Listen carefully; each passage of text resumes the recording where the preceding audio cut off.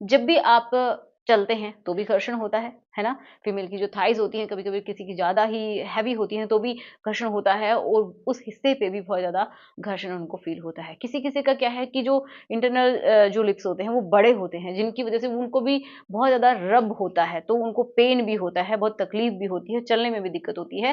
तो ये भी कारण होता है कि वहाँ पे घर्षण ज़्यादा हो, जिसकी वज़ह से कि वहाँ पे कुछ भी इन्फ्लेमेशन भी हो सकते हैं, है ना?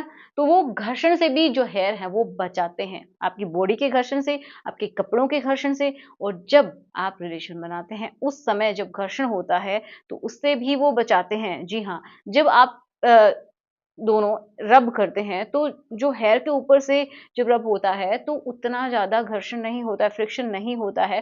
जब स्किन टू स्किन जो रब करती है, तो ज़्यादा फ्रिक्शन होता है। समझ में आई बात? तो उसको भी ये कम करता है और जब उस दौरान कट्स लगने की भी संभावना कम होती है क्योंकि घर्षण कम होता है और पेन भी कम होगा। ठीक है? ये बात भी होती है।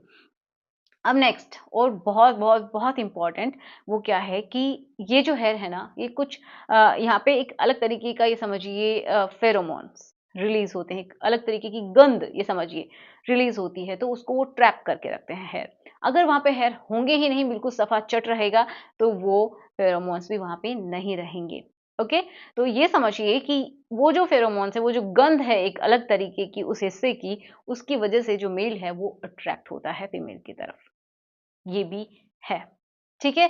तो इतने सारे इसके फ़ायदे हैं।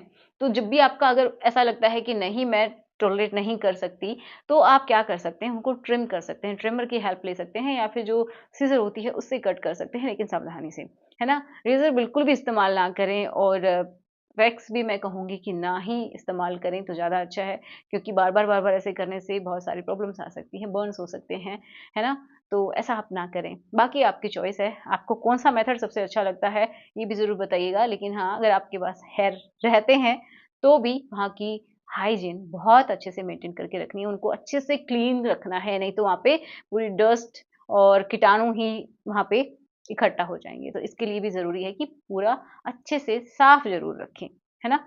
तो चलिए, मिलते हैं नेक्स्ट वीडियो में। Thanks for watching. Good bye.